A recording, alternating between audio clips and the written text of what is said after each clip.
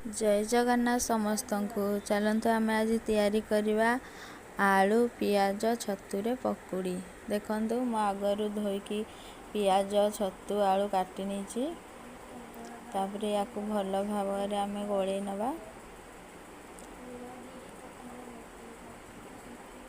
एमती गोल सारा भल भाव गोलदेवा। एबे आम नहीं कंचा लंका तापर जुआणी लंका गुंड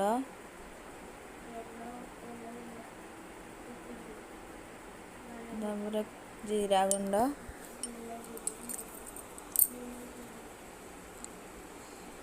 मैगी मसला टी नहीं आमर मेथी पत्र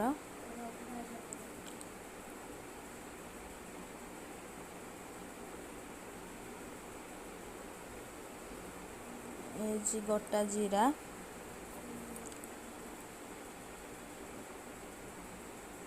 तापर भुसुंग पत्र और या भल भाव गली नवा। गली सारा कि लुण स्वाद अनुसार देदेबा या भल भाव गली देवा। तापर या बेसन ढाड़ी नवा। बेसन को नहीं सारा या भल भाव हल्का हल्का पानी नहीं भल भाव गली नवा। बेसी पानिया करें देखु या भल भाव गली नवा।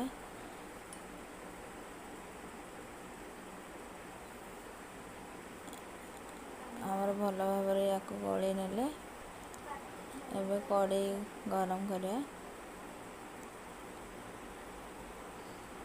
गैस को ऑन करनवा। देखो तेल मुझे दे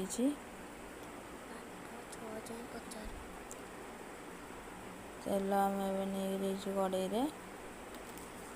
तेल ए गरम है पकुड़ी एमती टिके टिके टिके पके नवा। आपण भी थोड़े ट्राई करंतु पकुड़ी आलू छतुरे। आपण तो पियाज आलू पकुड़ी करथिबे ट्राई करंतु थोड़े छतु नहीं कि यार टेस्ट बहुत बढ़िया। देखो आमर पकुड़ी एवं आसलानी